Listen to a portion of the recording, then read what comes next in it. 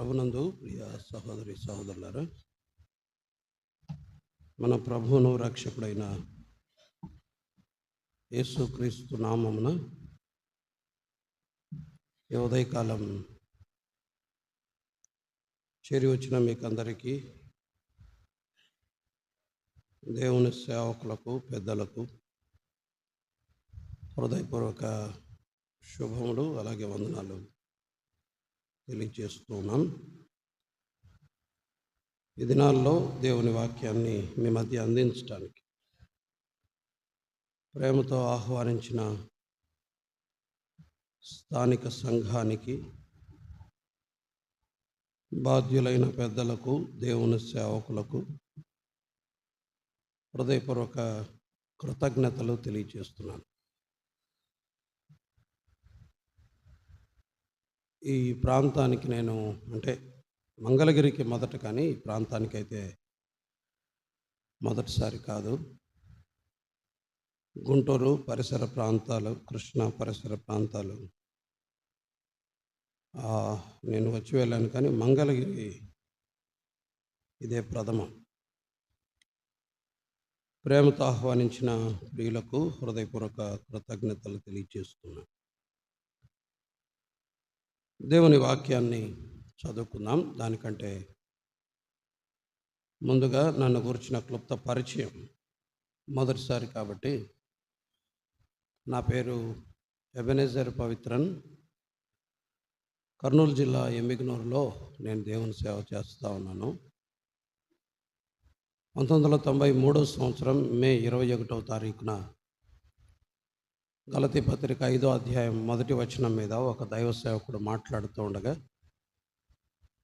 యేసుక్రీస్తు ప్రభువును నా సొంత రక్షకునిగా నేను అంగీకరించాను. అదే 93 డిసెంబర్ 15వ తారీఖున యేసుక్రీస్తు ప్రభు అని నీటి బాప్తిస్మం ద్వారా బహిరంగంగా సాక్ష్యం ఇచ్చాను. 95లో ప్రభు నన్ను హైదరాబాద్ ఒక యూత్ క్యాంప్లో సేవకు పిలిచిన నిర్ధారణ జరిగింది, కానీ నేను సంపూర్ణంగా సేవకు రావడానికి 95 తర్వాత దాదాపు 13 ఏళ్ళు పట్టింది. అలాగా నా సెక్యులర్ ఎడ్యుకేషన్, నేను ఎంఏ ఇంగ్లీష్, ఎంఏ ఎకనామిక్స్, తర్వాత బిఎడ్ చేసి కొంతకాలం స్కూల్స్లో వర్క్ చేసి కాలేజెస్లో పనిచేసిన తర్వాత 2009లో నేను సంపూర్ణంగా ప్రభు పనికి అప్పగించుకున్నాను. సంఘము గుర్తించి సిఫారసు చేసింది. 2009లో స్థానిక సంఘంలోనే సేవ చేస్తూ ప్రభు పంపిన స్థలాలకు వెళ్ళి ప్రకటించి వస్తూ ఉన్నాను. వివాహమైంది 2007లో. 2 కుమార్తెలు ఉన్నారు. నా భార్య, పిల్లల కొరకు ఎమ్మిగనూరులో ఉన్న స్థానిక సంఘం కొరకై ప్రార్థన చేయమని ప్రభు నామమున ప్రేమతో మనవి చేస్తున్నాను. ఈ దినాల్లో దైవజనులు శ్యాంబాబు గారితోనూ, రాహుల్ గాంధీ గారితోనూ, ప్రకాష్ రాజ్ గారితోనూ కలిసి పనిచేయటానికి ప్రభు ఇచ్చిన అనుకూలతను బట్టి కూడా ప్రభువును స్తుతిస్తూ ఉన్నాను. ముందున్న సమయంలో మనం కొన్ని నిమిషాలు దేవుని వాక్యాన్ని ఆలోచించేద్దాం. కొత్త నిబంధనలో అపోస్తులుడైన పౌలు కొరింథీయులకు రాసిన మొదటి పత్రికకు వద్దాం. అపోస్తులుడైన పౌలు కొరింథీయులకు రాసిన మొదటి పత్రిక, మొదటి అధ్యాయం, మొదటి పత్రిక, మొదటి అధ్యాయం 1వ వచనం నుండి 3వ వచనం వరకు ముందుగా నేను చదువుతాను. తర్వాత మీరు చదివి సహాయం చేయండి. దేవుని చిత్తం వలన యేసుక్రీస్తు యొక్క అపోస్తలుడుగా ఉండుటకు పిలువబడిన పౌలును, సహోదరుడైన సోస్తెనేసును, కొరింథీలోనున్న దేవుని సంఘమునకు, అనగా క్రీస్తు యేసునందు పరిశుద్ధపరచబడిన వారై పరిశుద్ధులుగా ఉండుటకు పిలువబడిన వారికిని మనకును ప్రభువుగా ఉన్న మన ప్రభు అయిన యేసుక్రీస్తు నామమున ప్రతి స్థలములో ప్రార్థించు వారికి అందరికీ శుభమని చెప్పి వ్రాయున్నది మన తండ్రి అయిన దేవుని నుండి ప్రభు అయిన యేసుక్రీస్తు నుండి కృపా సమాధానములు మీకు కలుగునుగాక. ప్రార్థన చేద్దాం. మా ప్రియ తండ్రి, మిమ్మల్ని స్తుతిస్తున్నాం. ముందున్న సమయం మాకు దీవెనకరంగా చేయండి. వినటానికి అలవాటు పడిన హృదయాలు మావి. వినటం మాత్రమే కాదు, మీరు సంధిస్తుండగా, మీరు దర్శిస్తుండగా అప్పుడే లోబడే హృదయాలను మాకివ్వండి, మనస్సులను మాకు దయచేయండి. మీ ప్రియ కుమారుడు మా ప్రభు అయిన యేసుక్రీస్తును మా మధ్య మహిమపరచండి. సంఘము క్షేమము పొందటానికి సహాయం చేయండి. సమస్తాన్ని మీ దయగల హస్తాలకు అప్పగించుకుంటూ క్రీస్తు యేసు దివ్యమైన నామమున స్తుతులు చెల్లించి ప్రార్థన చేస్తున్నాము తండ్రి. ఆమేన్. ప్రియులారా, ఈ ఉదయకాలం కొరింథీయులకు రాసిన మొదటి పత్రిక 1 నుండి 3 వచనాలు మనం చదువుకున్నాం. కానీ ముందున్న దినాల్లో కొరింథీ సంఘాన్ని గూర్చిన కొన్ని సంగతులు మనం ఆలోచన చేయబోతున్నాం. కేవలం పరిచయం మాత్రమే ఈ ఉదయకాలం మనం చేద్దాం. సమగ్రంగా కొరింథీ పత్రిక అంతటిని గురించి ఆలోచించటానికి దేవుని ఆత్మ సహాయము ద్వారా మనము ప్రయత్నం చేద్దాం. పౌలు రాసినటువంటి పత్రికలలో కొన్ని సంఘాలకు ఆయన రెండు పత్రికలు రాశాడు. కొరింథీయులకు రాసిన పత్రిక, కొరింథీ సంఘానికి 2 సార్లు పత్రిక రాశాడు. తెస్సలోనికకు కూడా 2 సార్లు రాశాడు. ఈయన రాసిన పత్రికలు మొదటి పత్రికకు రెండవ పత్రికకు కూడా సంబంధాలు కనబడతాయి. ఆ దినాలలో సంఘాన్ని బలపరచడానికి పౌలు రాసినటువంటి పత్రిక, సహజంగా పత్రికలన్నీ బలపరచడానికి రాయబడ్డాయి, కానీ కేవలం హెచ్చరించటానికి మాత్రమే, వారి లోపాలు ఎత్తి చూపడానికి మాత్రమే రాయబడిన పత్రిక కొరింథీ పత్రిక. ఈ పత్రిక నిండా ఎర్రర్స్ కనబడతాయి, లోపాలు కనబడతాయి, బలహీనతలు కనబడతాయి. ఒక మాట చెప్పాలంటే ఒక స్థానిక సంఘంలో ఉన్న లోపాలన్నీ కూడా ఈ పత్రికలో ప్రస్తావిస్తాడు. మనం దాన్ని కూడా ముందున్న సమయంలో మనం ఆలోచించేద్దాం. ఈ కొరింథీ పత్రిక పౌలు రాయటానికి ముందు ఈ కొరింథీ సంఘ ఆవిర్భావాన్ని గురించి ఒక చిన్న తలంపు మాత్రమే చదువుకొని మరలా మనం కొరింథీయులకు రాసిన మొదటి పత్రికకు వద్దాం. అపోస్తులుల కార్యముల గ్రంథం 18వ అధ్యాయంలో మొదటి వచనం నుండి చూడండి. అపోస్తులుడైన పౌలు అటు తరువాత పౌలు ఏథెన్సు నుండి బయలుదేరి కొరింథునకు వచ్చి పొంతు వంశీయుడైన అకులాను ఒక యూదుని అతని భార్య అయిన ప్రిస్కిల్లను కనుగొని వారి యొద్దకు వెళ్ళెను. యూదులందరూ రోమా విడిచి వెళ్ళిపోవాలనని క్లౌదియ చక్రవర్తి ఆజ్ఞాపించినందున వారు ఇటలీ నుండి కొత్తగా వచ్చిన వారు వృత్తికి డేరాలు కుట్టువారు. పౌలు అదే వృత్తి గలవాడు గనుక వారితో కాపురం ఉండెను. వారు కలిసి పని చేయుచుండరి. అతడు ప్రతి విశ్రాంతి దినమున సమాజ మందిరములో తర్కించుచు యూదులను గ్రీసు దేశస్థులను ఒప్పించుచు ఉండెను అనే మాట మనం చూస్తాం. రైట్. కొరింథీ సంఘ ఆవిర్భావం వెనక ఒక 3 కారణాలు చూస్తాం. 3 రీజన్స్ కనబడతాయి.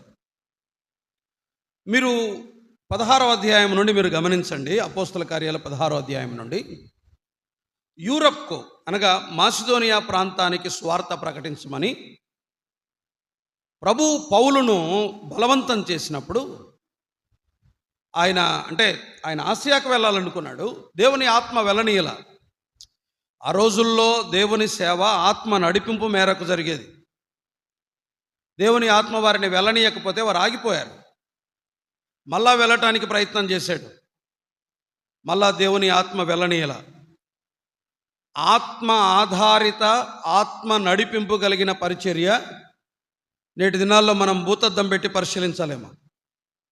కారణం ఏంటంటే నేడు మన కళ్ళెదుట కనిపిస్తున్నటువంటి చాలా వరకు పరిచర్య శరీర భావోద్వేగాలు, లేకపోతే మానవ నాయకత్వాల కింద, మానవుని భావావేశాల క్రింద నేడు పరిచర్య జరుగుతుంది. మీరు చూడండి, ఆత్మ నడిపింపు కలిగిన పరిచర్య, ఆత్మ నడిపింపు కలిగినటువంటి పనివారు నేటి దినాల్లో మనకు చాలా అరుదుగా కనబడతారు.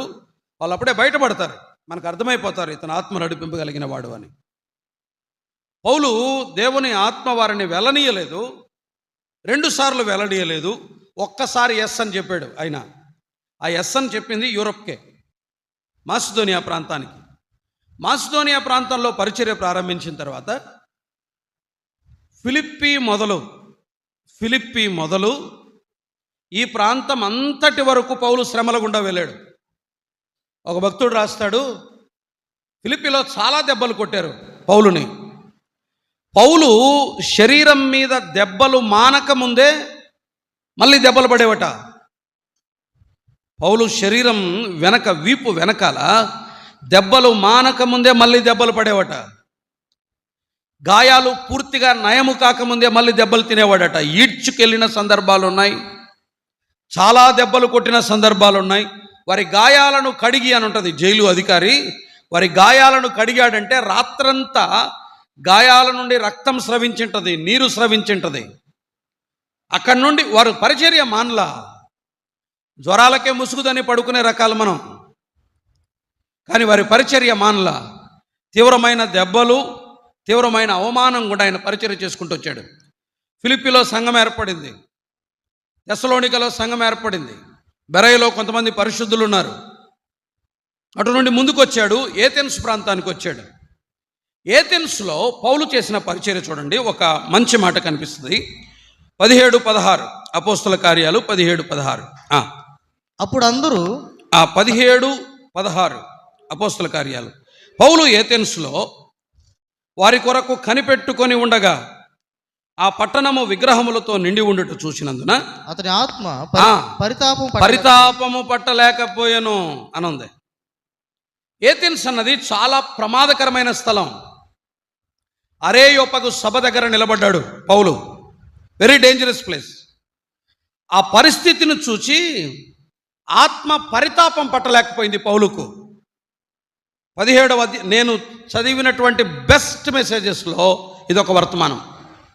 ఇది 17వ అధ్యాయం 16వ వచనము నుండి 32వ వచనం వరకు ఏథెన్స్లో ఒక ప్రసంగం చేస్తాడు పౌలు. మొత్తం టోటల్ సెర్మన్ అంతా రాయబడింది. 22వ వచనంలో స్టార్ట్ అవుతుంది, 32వ వచనంతో ముగుస్తుంది. మొత్తం సెర్మన్ అంతా, వర్తమానం అంతా రాయబడింది. పౌలు పరితాపం పట్టలేక తీవ్రమైన వేదనతో ప్రకటించాడు. నశించిపోతున్న ఆత్మల కొరకై తీవ్రమైన వేదనతో ప్రకటించాడు. కానీ ఫలితం తెలుసా? కొందరు ఎగతాళి చేశారు 32వ వచనంలో, కొందరు మళ్ళీ వింటామన్నారు, కొద్ది మంది నమ్ముకున్నారు. వింటున్నారా ఒక మాట? సంఘము స్థాపించకుండా బయటికి వచ్చిన ఒకే ఒక స్థలం ఏథెన్స్. బెరయ, తెస్సలోనిక, ఫిలిప్పి, ప్రతి స్థలములో పనిచేశాడు, సంఘాలు ఏర్పడ్డాయి. కానీ ఏథెన్స్లో మాత్రం పౌలు నేరుగా సువార్త ప్రకటించాడు, బయటకు వచ్చేసాడు. అందుకనే అక్కడ ఒక మాట ఉంటుంది, మీరు చూసారా? 33వ వచనం చివరి లైన్, అలాగుండగా పౌలు వారి మధ్య నుండి వెళ్ళిపోయాననే చోట యాంప్లిఫైడ్ వర్షన్లో విత్ గ్రేట్ డిసప్పాయింట్మెంట్ అని ఉంటుంది. అంటే తీవ్రమైన నిరాశతో వెళ్ళిపోయాడు. ఆ స్థలం నుండి తీవ్రమైన నిరాశతో వెళ్ళిపోయాడు. విపరీతమైన వేదనతో సువార్త ప్రకటించాడు. ఫలితం చూసి నిస్పృహ చెంది నిరాశపడి దెబ్బలు తిని అవమానాలు ఎదుర్కొంటున్న ఈ దేవుని దాసుడు నిరాశతో కొరింథీకి వచ్చాడు. ఇప్పుడు చెప్పండి, కొరింథీలో వినాలి కొరింథీలో సంవత్సరం మీద 6 నెలలు పనిచేశాడు. అంటే 18 నెలలు. 18 నెలలు అంటే 18 నెలలు అంటే ఎంత? 1.5 సంవత్సరం. 1.5 year వర్క్ చేశాడు పౌలు. ఎక్కడ? కొరింథీలో 1.5 year పనిచేశాడు. ఇప్పుడు చెప్పండి, కొరింథీ సంఘం ఒక శ్రమ నొందిన నిరాశపడిన సేవకుని ద్వారా ప్రారంభించబడినటువంటి సంఘం. ఏథెన్స్లో నిష్ఫలం కనబడుతుంది, కొరింథీలో ఫలం కనబడుతుంది. సేవా జీవితంలో నిరంతర సాఫల్యాలు ఉండవు, వైఫల్యాలు కూడా సహజమే. పౌలు పరిచర్యను ఆపలా.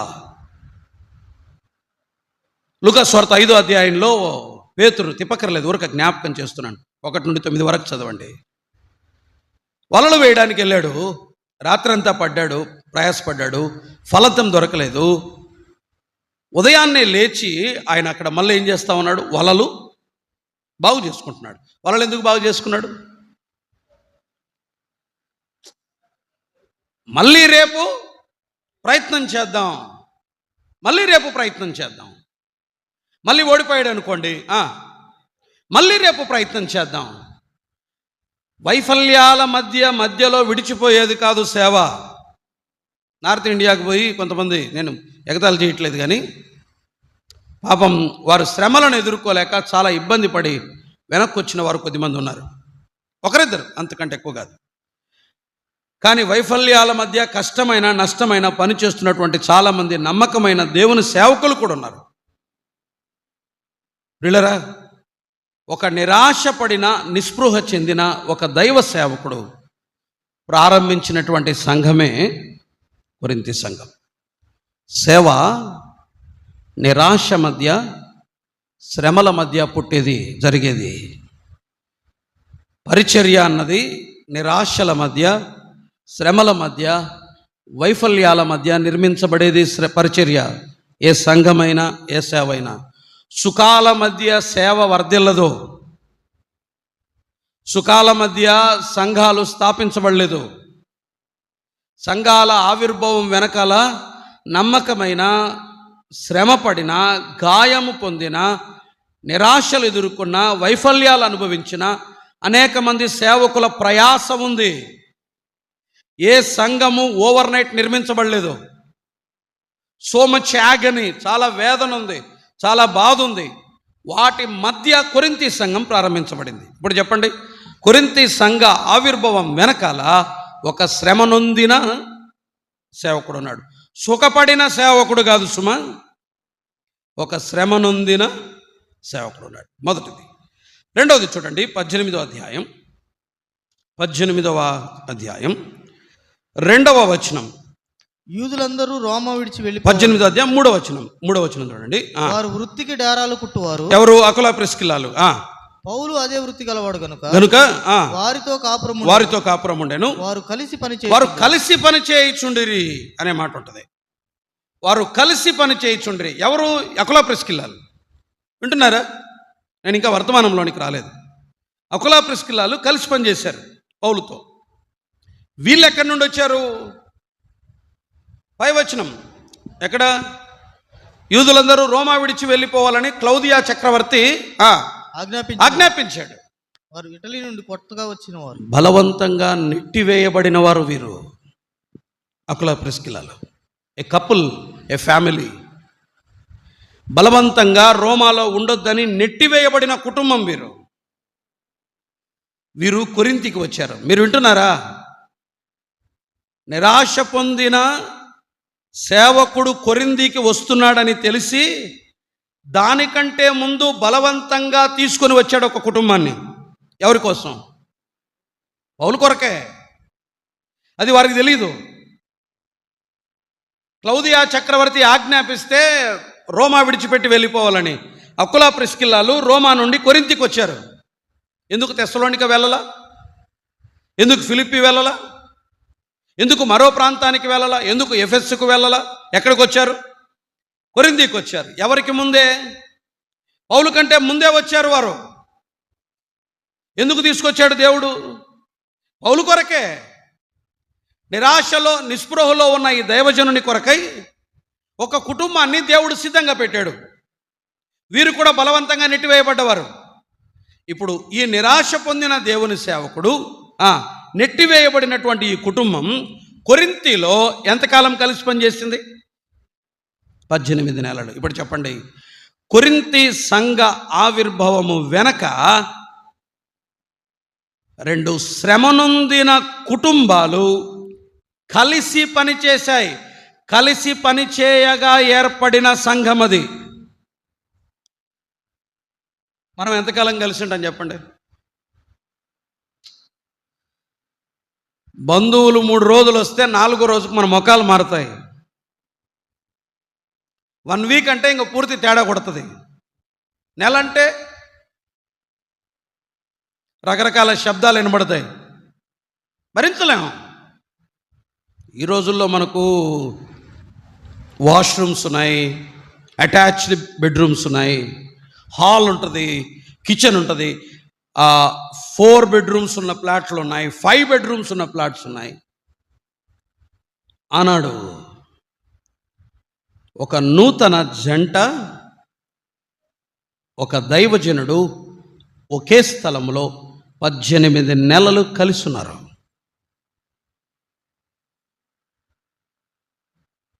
వాళ్ళ పరిచర్య లక్ష్యం ఒకటే, అక్కడ సంఘ ఆవిర్భావం. 18 నెలలు పౌలుతో కలిసి పనిచేశారు. గుర్తుంచుకోండి, పరిచర్య జరిగేది పోరాటాల మధ్య, విభేదాల మధ్య, గందరగోళాల మధ్య, కొట్లాటల మధ్య, తొందరపాటుల మధ్య, గలిబిలిల మధ్య పరిచర్య ఎప్పుడూ జరగదు. లైక్ మైండెడ్ పీపుల్ కావాలి. పౌలు పని చేస్తుంటే వీరు కలిసి పనిచేశారు. ఇప్పుడు చెప్పండి, శ్రమనొందగా ఏర్పడిన సంఘం, కలిసి పనిచేయగా ఏర్పడిన సంఘం. తర్వాత 3వది చూడండి, 5వ వచనం, 18వ అధ్యాయం 5వ వచనం. శీలయు తిమోతియు మాసిదోనియ నుండి వచ్చినప్పుడు పౌలు వాక్యం బోధించుటయందు ఆతురత గలవాడై యేసే క్రీస్తుని యూదులకు దృఢముగా సాక్ష్యం ఇచ్చు. అంతే. ఇప్పుడు చెప్పండి, శీలా తిమోతి ఏం చేశారు? పౌలు పక్కన నిలబడి. పౌలుకి ఎందుకు ఆతురత వచ్చింది వాక్యం చెప్పడానికి?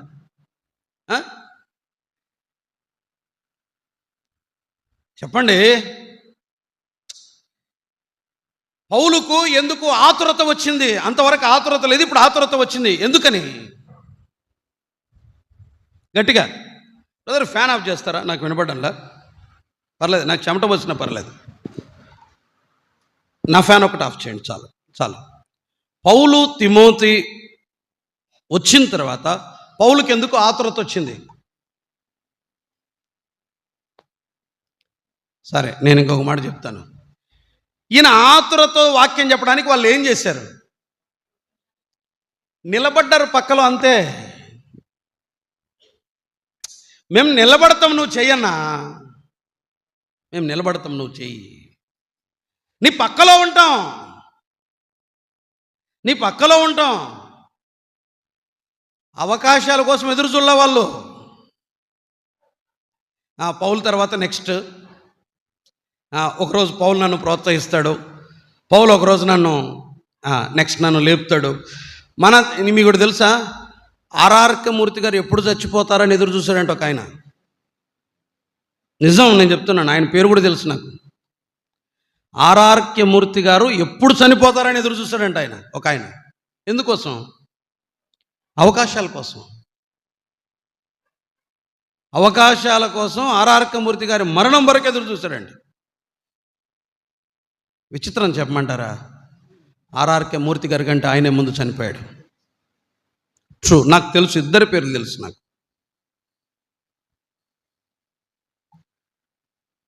పౌలు పని చేస్తుండగా శీలా తిమోతి ఏం చేశారు? నిలబడ్డారు, అంతే. అపోస్తుల కార్యాలు 13 అధ్యాయాలు చదవండి. 5-6 సార్లు ప్రసంగం పేతురుదే. యోహాను ఏం చేశాడు?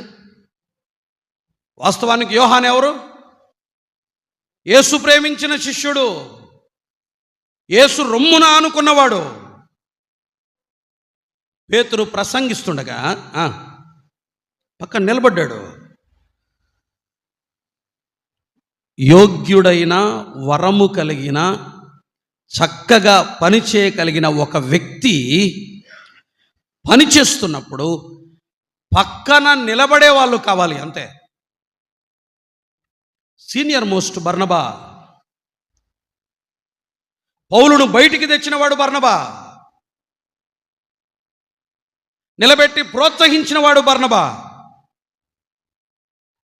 తర్వాత ప్రజలు ఒక మాట అంటారు, పౌలు ముఖ్య ప్రసంగి అయినందున పౌలుకు హెర్మే అనియు బర్నబాకు ద్యుపతి అనియు పేరు పెట్టిరి అంటాడు. నిన్నగాక మొన్న వచ్చినాడు. బర్నబా ఏం చేశాడు? నిలబడ్డాడు. ఈ మాట వింటారా? నమ్మకంగా పనిచేసే ఆయన దాసుల మధ్య, ఆ నమ్మకస్తుల దగ్గర నిలబడటము కూడా సేవనే. నేనున్నాను బ్రదర్, మీరు కానివ్వండి అని నిలబడటము కూడా సేవనే. సేవ అంటే అవకాశాల కొరకైన వెంపర్లాట కాదు. సేవ అంటే నేను ముందు అనే తొక్కిసలాట కాదు. సేవ అంటే పని జరుగుతుండగా పక్కన నిలబడ్డం కూడా సేవనే. శీలా తిమోతి నిలబడ్డారు. శీలా తిమోతి ప్రసంగాలు కనపడ్డావు అపోస్తుల కార్యాల్లో, తీతు ప్రసంగం కనపడ్డదు అపోస్తుల కార్యాల్లో. ఇద్దరు ప్రసంగికులు కనపడతారు.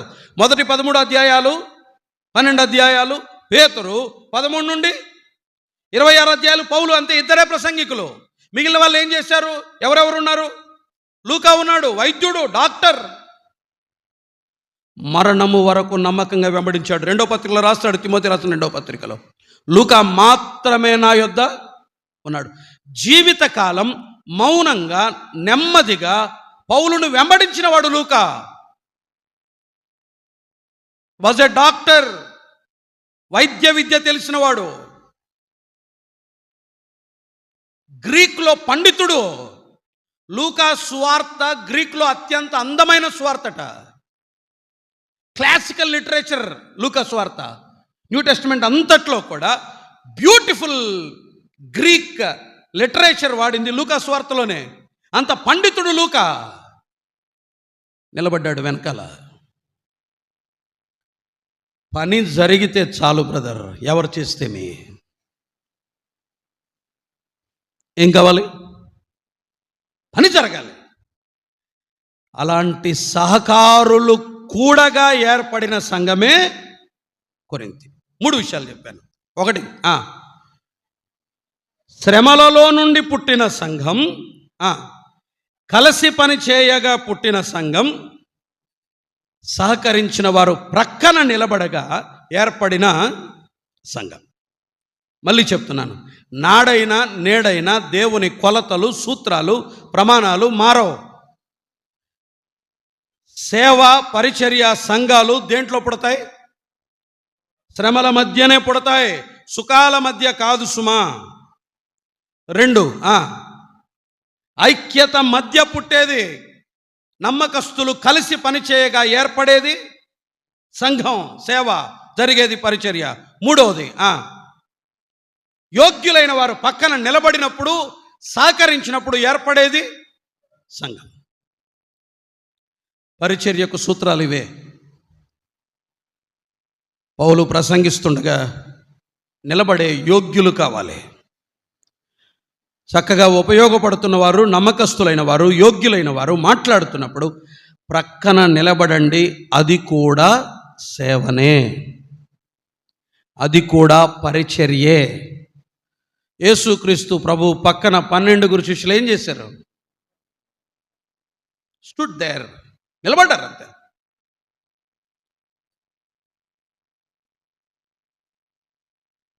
నిలబడండి, ఆయన పని జరిగితే చాలు. అది కొరింథీ సంఘం. రండి, కొరింథీలకు రాసిన మొదటి పత్రిక. కొరింథీలకు రాసిన మొదటి పత్రిక మొత్తం 16 అధ్యాయాలు ఉన్నాయి కదా, 16 అధ్యాయాలు ఉన్నాయి. 16 అధ్యాయాలని 3 భాగాలు చేసుకున్నాం. నేనేం స్టడీ కాదు, వర్తమానమే, బట్ ఒక అవగాహన కోసం కొరింథీ పత్రికను గురించి కొంత ఉపోద్ఘాతం, పరిచయం మనం మాట్లాడుకుందాం. నేను ముందే చెప్పాను, కొరింథీ పత్రిక నిండా ఏం కనపడుతుంది? లోపాలే. మొదటి పత్రిక అంతా లోపాలే, మొత్తం ఫుల్ ఆఫ్ బ్లెమిషెస్, చాలా లోపాలు కనబడతాయి. ఆ లోపాలన్నీ మనం ఆలోచించుదాం. కొరింథీ సంఘం ఏర్పడ్డ తరువాత ఏమైందో తెలీదు, కానీ వాళ్ళ మధ్యలో కొన్ని సమస్యలు వచ్చాయి. ఈ 16 అధ్యాయాల్లో పౌలు 3 సంగతులు రాశాడు. మనం ముందు ఇలా డివైడ్ చేసుకుందాం. వినండి, దయచేసి వినండి. 1వ అధ్యాయం నుండి 6వ అధ్యాయం వరకు ఒక భాగం, 1వ అధ్యాయం నుండి 6వ అధ్యాయం వరకు ఒక భాగం, 7 నుండి 10 వరకు ఒక భాగం, 7వ అధ్యాయం నుండి 10వ అధ్యాయం వరకు ఒక భాగం, 11 నుండి 16 వరకు ఒక భాగం, 11వ అధ్యాయం నుండి 16వ అధ్యాయం వరకు ఒక భాగం. ఏం రాశాడు? రైట్. కొరింథీయులకు రాసినటువంటి మొదటి పత్రికలో మొదటి 6 అధ్యాయాల్లో ఏం రాశాడంటే, దేవుని సంఘములో సరికానివి జరుగుతున్నాయి, సరి చేసుకోండి అని రాశాడు. అందుకని ఈ పత్రికను ఒక మాట అంటారు, తప్పు ఒప్పుల పత్రిక, రైట్స్ అండ్ రాంగ్. దీనికి ఒక పేరే పెట్టేయచ్చు, తప్పు ఒప్పుల పత్రిక. పలకడానికి ఏమైనా తిప్పలుందా? లేదు కదా. తప్పు ఒప్పుల పత్రిక. సో మొదటి 6 అధ్యాయాలు ఏం రాశాడు? దేవుని సంఘములో సరికానివి జరుగుతున్నాయి, సరి చేసుకోండి అని రాశాడు. ఏం జరిగాయి సరికానివి? చూడండి, అలా జ్ఞాపకం చేస్తాను. 1వ అధ్యాయం 10వ వచనం, సహోదరులారా, మీరందరూ ఏకభావముతో మాట్లాడవలననియు, మీలో కక్షలు లేక ఏక మనస్సుతోనూ ఏకతాత్పర్యముతోనూ మీరు సన్నద్ధులై ఉండవలననియు మన ప్రభు అయిన యేసుక్రీస్తు పేరట మిమ్మును వేడుకొనుచున్నాను అన్నాడు. ప్రాబ్లమ్స్ ఏం తెలుసా? మొదటిది, కొరింథీలో మొదటి సమస్య ఏంటంటే, అక్కడ సరికానివి ఏం జరుగుతున్నాయంటే, వాళ్ళ మధ్య డివిజన్స్ వచ్చాయి, కలహాలు వచ్చాయి, విభజనలు వచ్చాయి. దేవుని సంఘంలో ఉండకూడదు. చెప్పాలంటే ఒక ప్రాబ్లం ఏంటో తెలుసా? వింటున్నారా? ప్రాబ్లం ఏంటో తెలుసా? ఐడెంటిటీ క్రైసిస్ వచ్చింది. గుర్తింపును కోరుకుంటున్నారు ప్రజలు. అందుకని ఏమన్నారు? గుర్తింపు కొరకు కొంతమంది పౌలు పేరు తమ మెడలో వేసుకున్నారు, కొంతమంది పేతురు పేరు, కేఫా పేరు మెడలో వేసుకున్నారు, మరి కొంతమంది చెప్పాలి, అక్కడ ఉన్నమాటే అపోల్లో పేరు మెడలో వేసుకున్నారు. వీళ్ళందరి ప్రాబ్లం ఏంటి?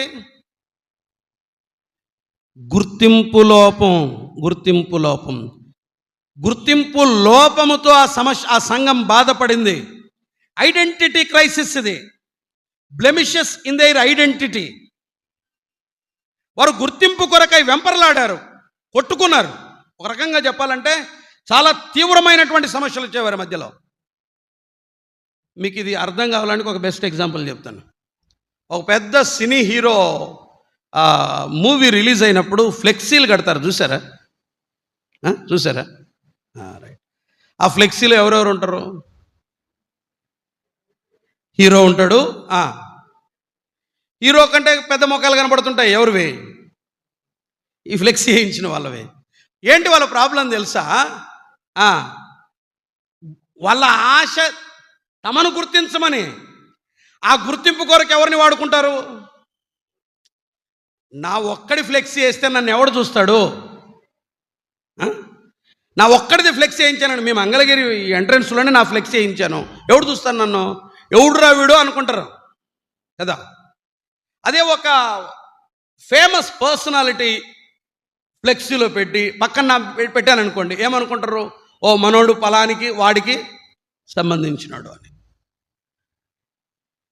ఏదో ఒక విధంగా గుర్తించబడాలన్న తపన కొరింథీలో కనబడింది. సంఘాల్లో మనల్ని గుర్తించటానికి కాదు, సంఘాలు నీవెవరో తెలియటానికి కాదు. సంఘం నేనేంటో నిరూపించుకునేది కాదు. సంఘం ఎవరికైనా ఈ జబ్బుంటే చాలా ప్రమాదం, గుర్తుపెట్టుకోండి. ఐ నీడ్ ఐడెంటిటీ,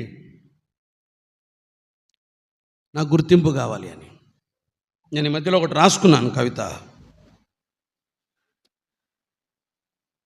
అద్భుతమైన ప్రకటన చేసిన తర్వాత ఏలియాకు ప్రభు ఆజ్ఞాపించింది ఏంటి చెప్పండి? వెళ్ళి దాచిపెట్టుకో, దాగి ఉండు. That is the ministry. ఆయన మనల్ని వాడుకునేంత వరకు ఆయన అంబుల పొదిలో మనము దాగి ఉంటే చాలు. అవసరమైనప్పుడు వాడుకొని మళ్ళీ దాచిపెట్టాలి ఆయన. ఈ అసూయ పరుల కంట పడ్డామనుకోండి, వాళ్ళ వెకిలి మాటలు మనం వినలేము. మనం ఫోకస్ కానంత మంచిదే తెలుసా? మనం ఫోకస్ కానంత మంచిదే. మనం తెలియబడకపోవటం చాలా ప్రయోజనం. బయట పడ్డామంటే చాలా దెబ్బలు తినాల్సి వస్తుంది. ఐడెంటిటీ ప్రాబ్లం ఉంది కొరింథీలో, అందుకే రాశాడు పత్రిక. సరే, నేను దీని మీద నిలబడితే కష్టమవుతుంది. 3వ అధ్యాయం 1వ వచనం చూడండి. సహోదరులారా, ఆత్మ సంబంధులైన మనుషులతో మాట్లాడినట్లు నేను మీతో మాట్లాడలేకపోతే, శరీర సంబంధులైన మనుషులు. ఇది మరొక ప్రాబ్లం. ఇదేంటో తెలుసా? మెచ్యూరిటీ ప్రాబ్లం, పరిపక్వత సమస్య. పరిపక్వత సమస్యతో బాధపడుతుంది కొరింథీ సంఘం. సరికాదు ఇది. శరీరులు ఉన్నారు సంఘంలో. That's not right brother. వింటున్నారా? ఆత్మ సంబంధమైన స్థలాలలో శరీర సంబంధమైన నాయకత్వం ఎల్లవేళలా ప్రమాదం. మళ్ళీ రిపీట్ చేస్తున్నాను. ఆత్మ సంబంధమైన స్థలాలలో శరీర సంబంధమైనటువంటి నడిపింపు నాయకత్వం ఎప్పటికైనా ప్రమాదమే. ఆత్మ సంబంధమైన స్థలాలలో నాయకత్వం ఎవరిది ఉండాలి? ఆత్మ సంబంధం. ఇది వంటదు, ఇది గిట్టదు. అందుకే రాశాడు, మీలో శరీరులు ఉన్నారయ్యా. మీతో ఆత్మ సంబంధులు మాట్లాడినట్టు మాట్లాడాలనుకున్నాను, మాట్లాడలేకపోతున్నా. సో మెనీ ఆఫ్ యూ, మీలో ఎక్కువ మంది శరీరులే. ఎట్లా గుర్తుపట్టవచ్చు వీళ్ళని? అక్కడే రాశాడు, మీరు తినే ఆహారాన్ని బట్టి గుర్తుపట్టవచ్చు. మీకు బలమైన ఆహారం రుచించదు, ముఖం తిప్పుకుంటారు. కఠినమైన సందేశాలు ఒప్పుకోవు, ముఖం తిప్పుకుంటారు. ఉన్నది ఉన్నట్టు చెప్పే సత్యం డైజెస్ట్ అవ్వదు. ఇది కాదు, మాకు ఇంకోటి కావాలి. దీవెన, ఆశీర్వాదం, స్మూత్గా, సుఖంగా, మిమ్మల్ని లాలన చేసే విధంగా, మీకేమాత్రం నొప్పి కలిగించకుండా, వీలైతే మిమ్మల్ని నిద్రపుచ్చి పంపించాలి. ఇక్కడ వర్తమానాలు ఇది ఇక్కడ ఉన్నది. శరీరులను ఎట్లా గుర్తుపెట్టాలంటే వారు కోరుకునే వర్తమానాలు. వాళ్ళకి పాలే కావాలి, కఠినమైన పదార్థాలు ఇష్టం ఉండదు. వారు తినే ఆహారాన్ని బట్టి గుర్తుపట్టవచ్చు మనం. 2వది అక్కడే రాశాడు చూడండి, 3వ అధ్యాయంలోనే మీలో అసూయయు కలహములు ఉండగా అనే మాట చూస్తాం. 2వది వాళ్ళ చేష్టల్ని బట్టి గుర్తుపట్టవచ్చు, వాళ్ళు చేసే పనుల్ని బట్టి. కలహాలు, అసూయలు వాళ్ళ మధ్యలో కనబడ్డాయి. వాళ్ళ ఆహారం 2వది, వారి చేష్టలు, వారి ఆహార్యం. ఆహార్యం అంటే వాళ్ళ ప్రదర్శన. అసూయలు, కలహాలు, రైట్? దీని ద్వారా గుర్తుపట్టవచ్చు. 3వది వారి ఎదుగుదల. ఎలా ఉన్నారు? క్రీస్తునందు వాళ్ళు ఇంకా అంతే ఉన్నారు. 20 ఏండ్ల క్రితం ఏ స్థాయిలో ఉన్నారు, ఇప్పటికి అదే పరిస్థితిలో ఉన్నారు. ఏం మెచ్యూర్ అవ్వాలా? వాళ్ళ ఆరాధన అవే స్తుతులే, వాళ్ళ వర్తమానాలు అదే, రైట్? వాళ్ళ పరిచర్య అంతే. వాళ్ళు అంతే ఉంటారు. వాళ్ళు ఎదగరు, వాళ్ళు అంతే ఉంటారు. వాళ్ళ ఎత్తును చూడండి, ఏమి ఎదుగుదల ఏముండదు. ఎదుగు బొదుగు లేని జీవితాలు కొన్ని సంఘాల్లో ఉంటాయి. ఎక్కడేసావురా ఆ గొంగలే అంటే అక్కడే 10 ఏండ్ల క్రితం ఉన్న చోటే ఉంటుంది. డెవలప్మెంట్ ఏమీ ఉండదు. ఒకవేళ ఈ లక్షణాలు మీరుంటే మీరే శరీరులు. కఠినమైన పదార్థం కష్టంగా ఉంటే, మీరు కదిలితే అసూయ కలహాలుంటే 20 ఏండ్లుగా ఒకే స్థితిలో మీ ఆత్మ సంబంధమైన జీవితం పడి ఉంటే వీరు శరీరులు. కొరింథీలో ఉన్న సమస్య ఏంటి? శరీరులు. సంఘంలో ఉండకూడదు, ఇదే సరి చేసుకోమని రాశాడు. ఇంకేముంది ప్రాబ్లం కొరింథీలో? 5వ అధ్యాయం, అన్ని చూడలేం కానీ 5వ అధ్యాయం 1వ వచనం. మీలో జారత్వం ఉన్నదని వదంతి కలదు. సంఘంలో ఎలా ఉంటుంది ఇది? సంఘంలో కలహాలు ఉన్నాయి, సంఘంలో శరీరులు ఉన్నారు. 3వది ఏముంది? సంఘంలో జారత్వం, వ్యభిచారులు ఉన్నారు, జారులు ఉన్నారు. అన్యజనుల్లో కూడా జరగదు కదయ్యా ఇది అని రాశాడు.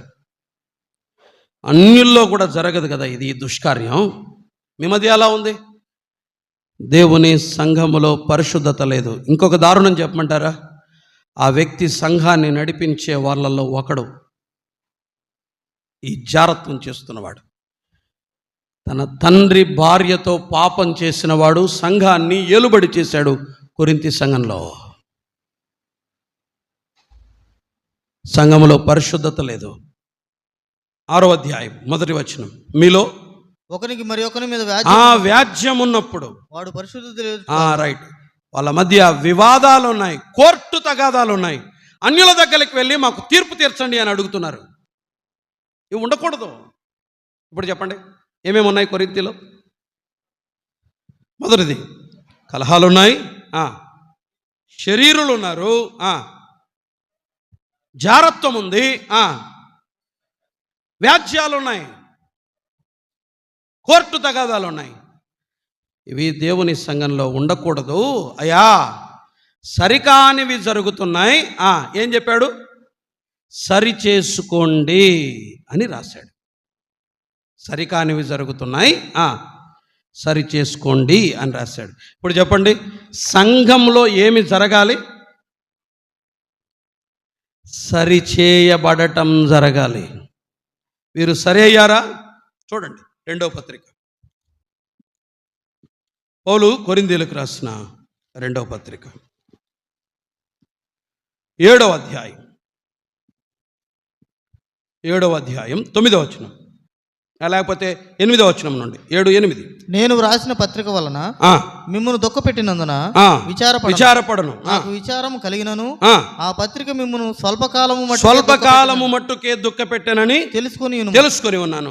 మీరు దుఃఖపడితిరని సంతోషించుట లేదు గాని దుఃఖపడి మారు మనసు పొందితిరని ఇప్పుడు సంతోషించుచున్నాను అన్నాడు. ఇప్పుడు చెప్పండి, కొరింథీయులు పత్రిక తీసుకొని ఏం చేశారు? మారు మనసు పొందారు, ఏడ్చారు. నాకు ఆ మాట బాగా అనిపించింది. ఆ పత్రిక వారిని దుఃఖపెట్టింది.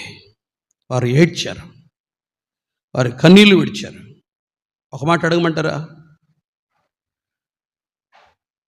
దేవుని వాక్యం మీ దగ్గరికి వచ్చి మీ హృదయాలతో వినాలి. దేవుని వాక్యం మీ దగ్గరికి వచ్చి మీతో మాట్లాడినప్పుడు కన్నీళ్లు విడిచిన సందర్భాలు మీ జీవితాల్లో ఉన్నాయా?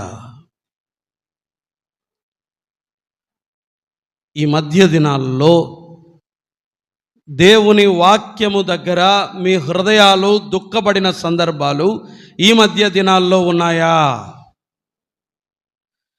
మీరు వ్యక్తిగతంగా లేఖనాన్ని తెరిచి చదువుతున్నప్పుడు ఒక దేవుని దాసుడు నిలవబడి ఇక్కడ మాట్లాడుతున్నప్పుడు ఎన్నడైనా ఏడ్చారా? అయ్యో ప్రభువా అని ఎన్నడైనా పశ్చాత్తాపపడ్డారా? కొరింథీయులు ఏడ్చారు, పత్రిక చదివి ఏడ్చారు, వారు దుఃఖపడ్డారు, వారు మారు మనసు పొందారు.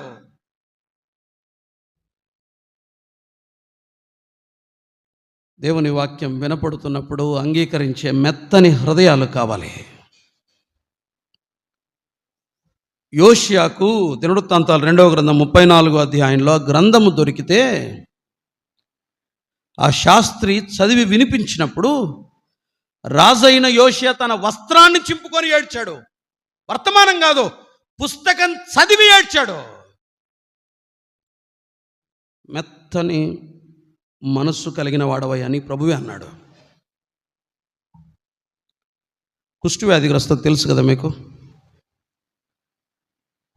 కుష్ఠవ్యాధి వచ్చిన వాని చేతిని తీసుకొని ఒక బండ మీద పెట్టి, వింటున్నారా, వినండి, ఒక బండ మీద పెట్టి సుత్తి తీసుకొని అతని చేతిని కొట్టండి. ఏమంటాడు? ఏమండో? ఎందుకని? లోపల కణజాలం చచ్చిపోయి ఉంటుంది.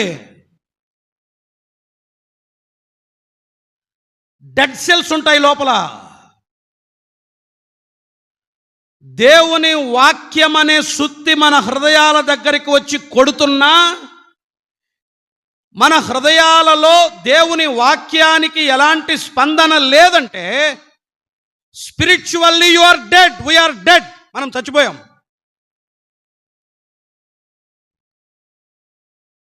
వాక్యము దగ్గర నీ నుండి ఏ స్పందన లేదంటే స్పిరిచువల్లీ యు ఆర్ డెడ్.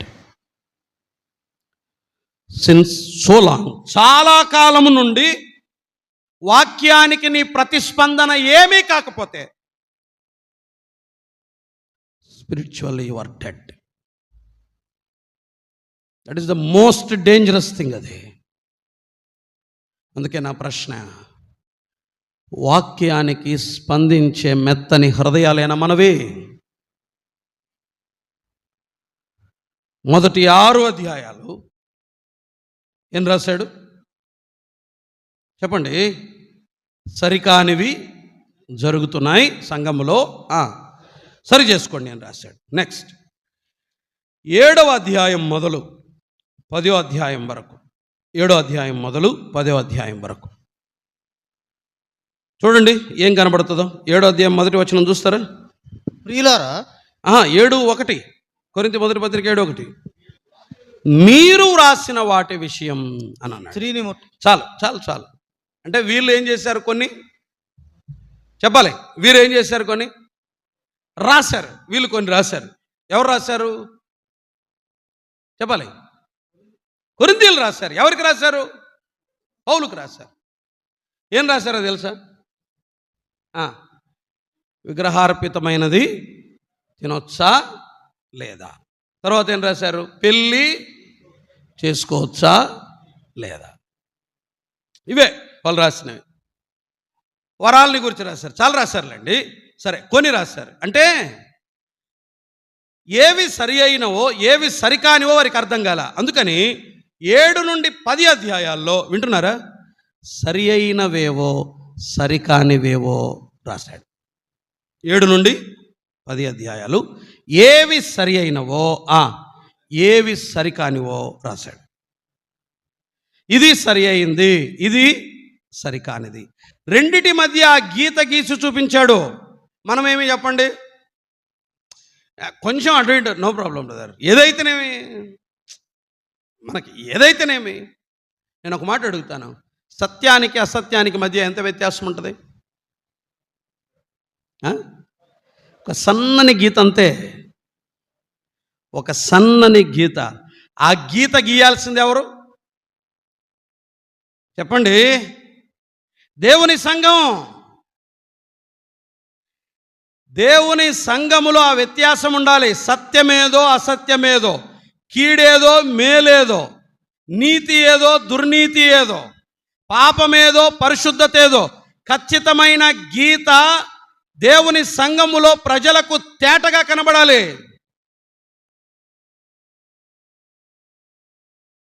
కొన్ని స్థలాలకు వెళ్ళి సహవాసం చేయడానికి వెళ్తే పరిశుద్ధతకు పాపానికి మధ్య వ్యత్యాసం కొంతమంది వ్యక్తులను చూస్తే కనబడదు.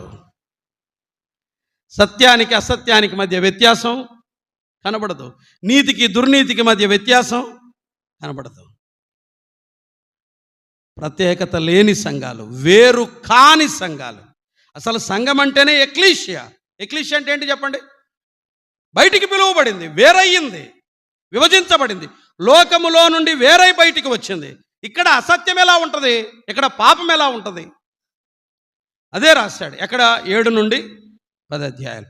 ఏవి సరి అయినవో ఏవి సరికానివో రాశాడు. రైట్, దాటి వెళ్దాం, సమయం లేదు. 11వ అధ్యాయం నుండి కొరింథీయులకు రాసిన మొదటి పత్రిక 11వ అధ్యాయం నుండి 16వ అధ్యాయం వరకు 11వ అధ్యాయం నుండి 16వ అధ్యాయం వరకు నేను ఒక మాట్లాడుతాను, మీరు ఆన్సర్ చెప్పండి చాలు.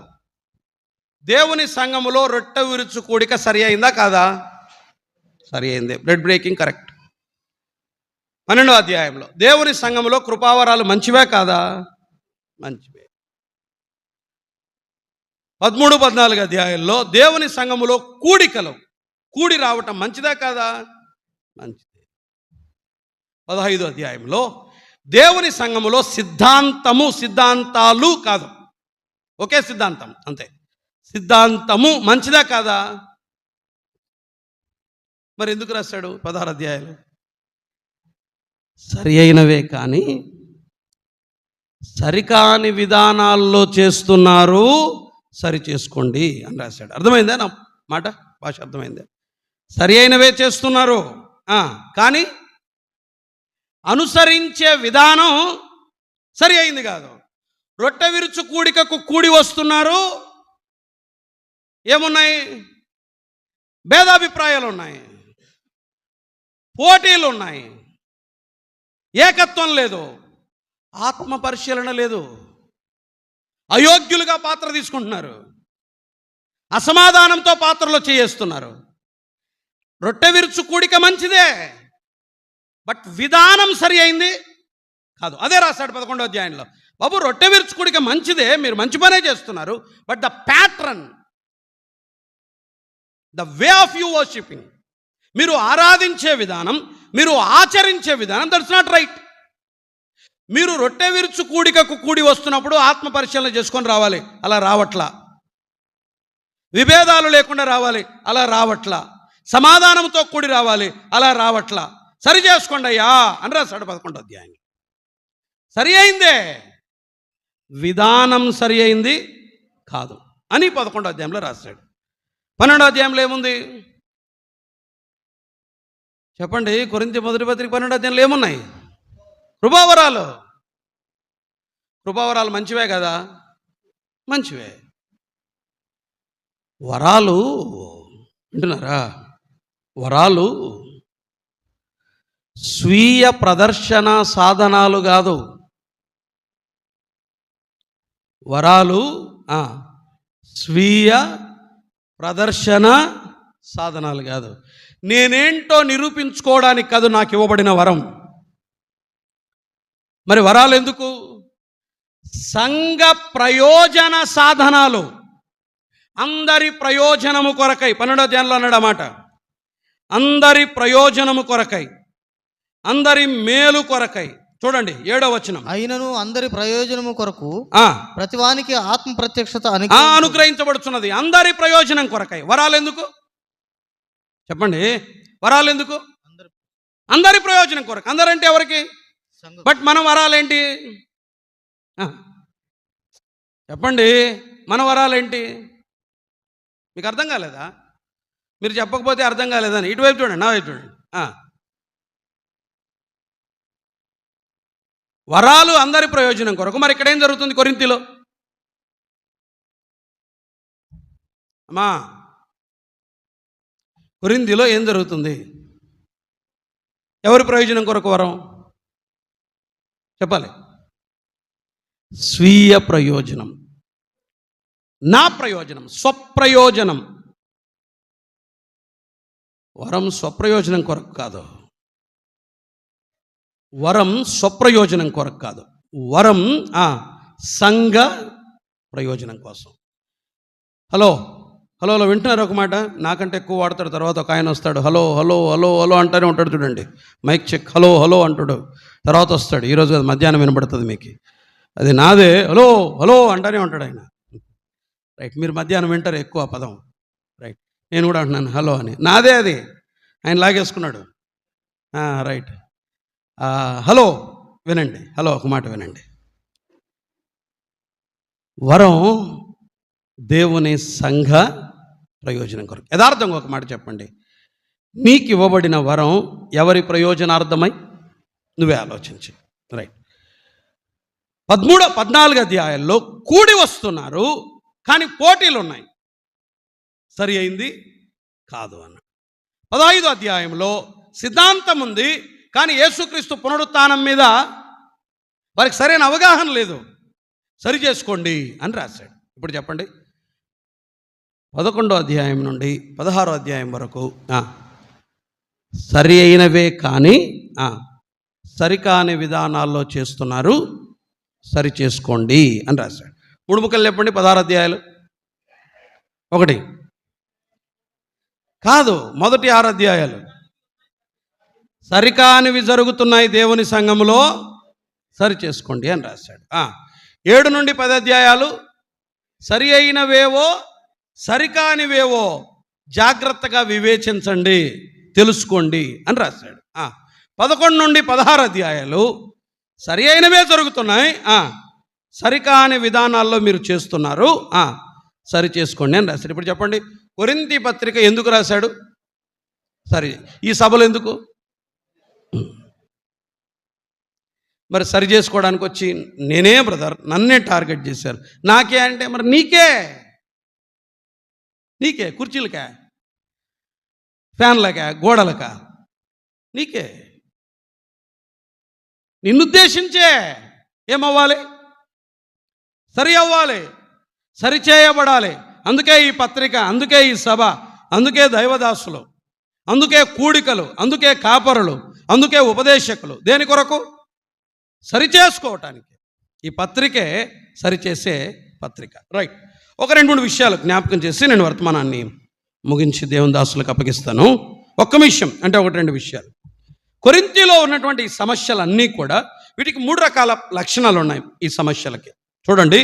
మొదటిది 10వ వచనం, 1వ అధ్యాయం 10వ వచనం. సహోదరులారా, మీరందరూ ఏకభావముతో మాట్లాడవలెననియు మీలో కక్షలు లేక ఏక మనసుతోను ఏక తాత్పర్యముతోను ఉన్నారు.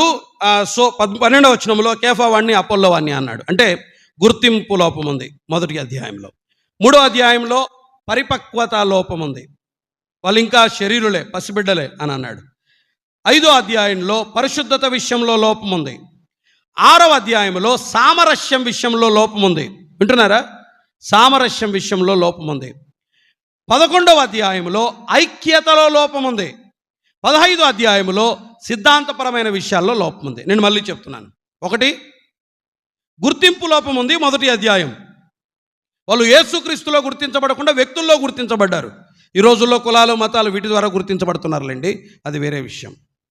రైట్. వాళ్ళకి ఐడెంటిటీ కావాలి. నేను పలాని క్యాస్ట్, నేను పలాని రిలీజియన్, నేను పలాని వ్యక్తికి చెందిన వాడిని, నేను పలాని వ్యక్తికి అని గుర్తింపును క్రీస్తులో కాకుండా వేరే వాటిలో కోరుకుంటున్నారు కొరింథీలు.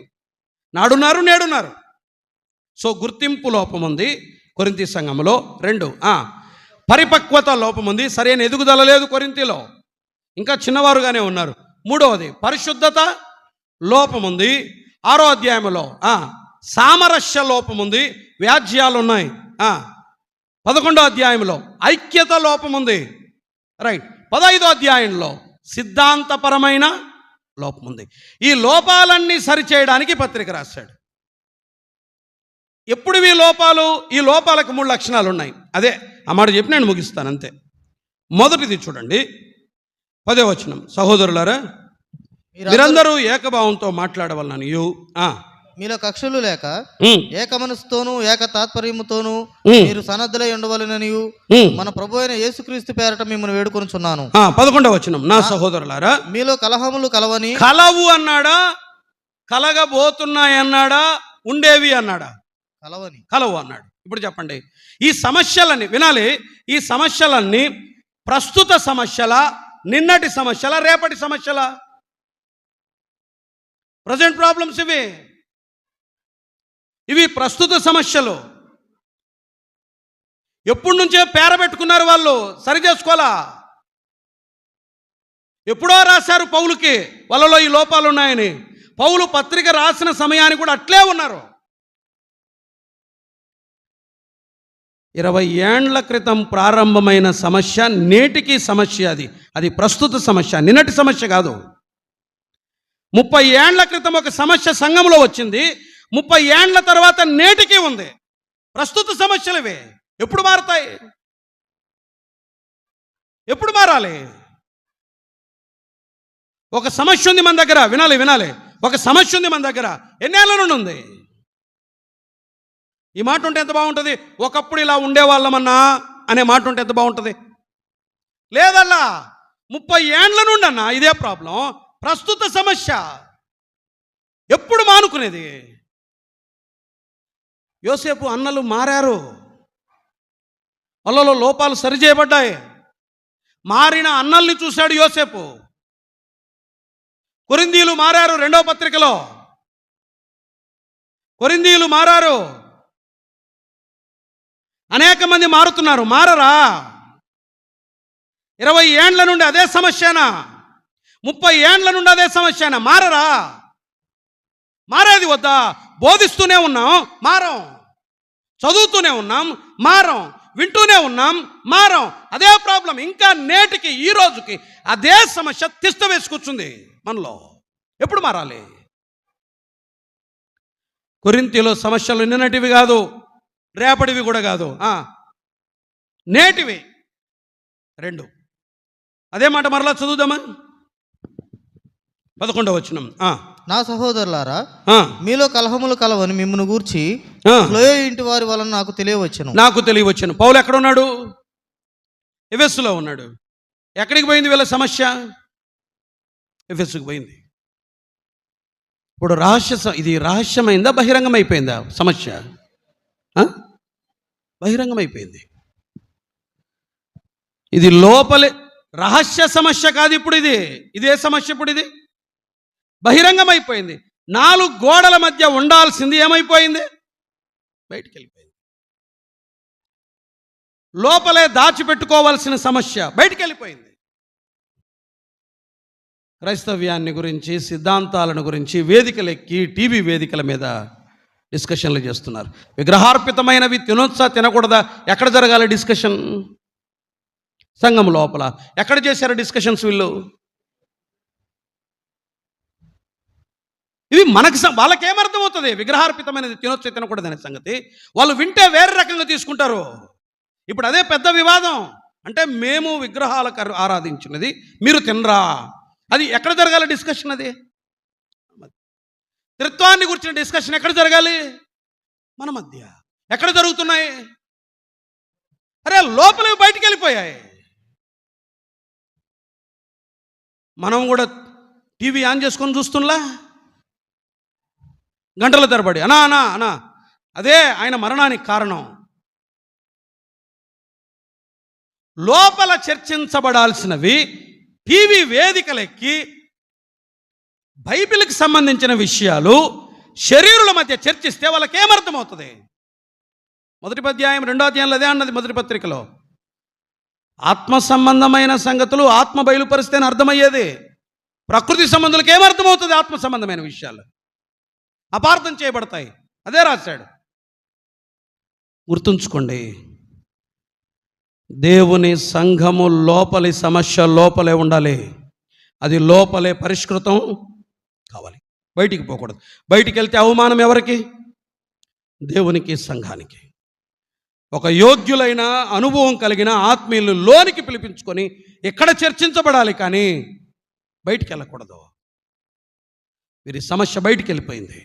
3వది, చివరిది ఒక మాట చూడండి, 11వ వచనం. నా సహోదరులారా, మీలో కలహములు చాలు. ఏమన్నాడు? మీలో అని అన్నాడు. 3వ అధ్యాయం 1వ వచనం. సహోదరులారా, ఆత్మ సంబంధమైన మనుషులతో మాట్లాడాలి. లేకపోతే 3వ వచనం చూడండి, 3 మీలో అసూయ. మీలో, చాలు అదొక్క మాట పట్టుకోండి చాలు. మీలో అని అన్నాడు.